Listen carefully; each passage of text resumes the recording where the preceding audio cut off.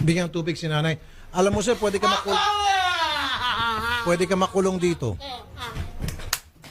Ako masama! Kaya po, dinala ko po. Huwag ka na paliwanag! Ikaw ang mabuti! Ako masama! Ako masama! Tumahimik ka na lang sir.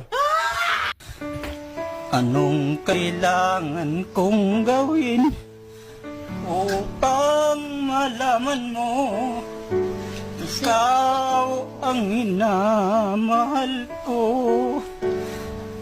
Sumpa ko Yan, di ka na naiya sa ginawa mong iyan. Biro, hindi nationwide na papanood ka. Ganyan. Ngunit ito na naman ako.